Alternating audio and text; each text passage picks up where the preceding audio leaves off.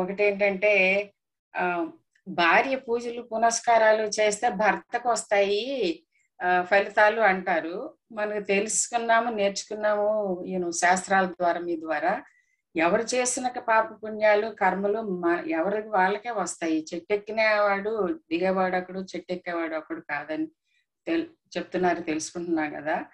మరి ఎందుకని మన మిత్ లాగా అలాగా మన కల్చర్ లో అలాగా నిలబడిపోయింది అంటే భార్య పూజలు పునస్కారాలు చేస్తూనే ఉంటారు, నోములు వ్రతాలు, భర్తకు వస్తాయని ఫలితాలు. అదొకటి అది నాకు కన్ఫ్యూజన్. ఇది కేవలం అభిప్రాయమే.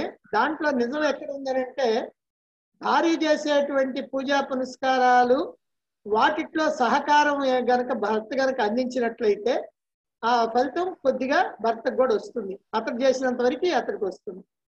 అలాగే భర్త కనుక నిరోధిస్తే దానికి సంబంధించినటువంటి పాపం కూడా అతడికి వస్తుంది. అంతే తప్ప అసలు భర్తకి ఏ సంబంధం లేకుండా భార్య గనక చేస్తే అప్పుడు భర్తకు వస్తుంది అనేటువంటిది ఏమి లేదు.